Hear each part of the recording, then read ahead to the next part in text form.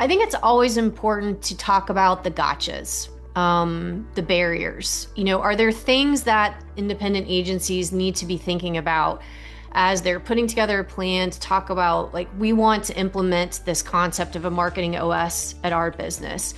What do they need to do to get out of their own way to really make this shift successfully?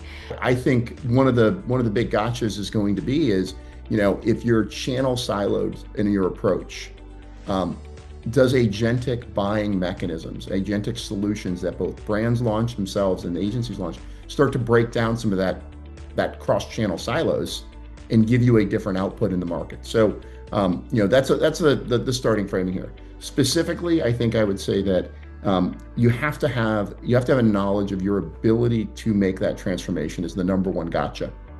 Are you ready to invest in that? Can you move faster than, for example, a holdco? I would hope most independent agencies can, right? I would hope most of them can move faster than holdcos. And can you, and within that, where are you going to focus your ability to move quickly? What's going to be the piece that helps you continue your current track record of success as an agency, but allow you to move quickly to make some changes associated to that?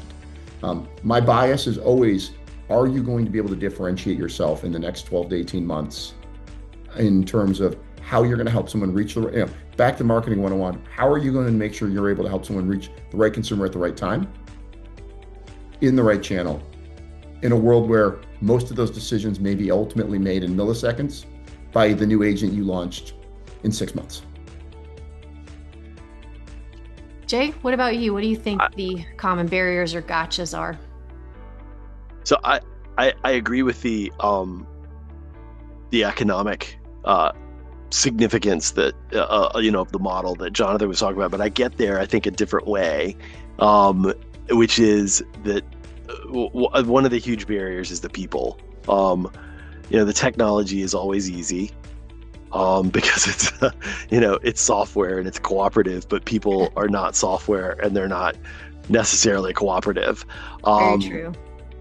And so AI maturity and employee resistance, I think, are barriers. I have pretty consistently heard over the last 18 months that the agency population divides into thirds, where 1/3 is all in, excited, motivated, ready to tackle this new era that includes a new set of tools. There is another third that is a bit skeptical, but movable. Not quite sure how this fits in their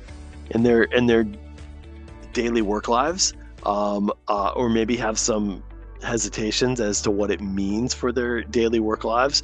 But as I say, movable and movable once you start enablement and put and give them the opportunity to experiment and to learn. And then you've got the other third, which is, you've probably guessed, is resistant. The like, hell no group. And this is where it comes back to what Jonathan was saying, because in order to rewrite that social contract and address the concerns of your employees, it really means you got to move away from to an actual contract exercise, which is getting away from labor contracts and moving into contracts that don't put agencies in a position where labor becomes variable based upon business.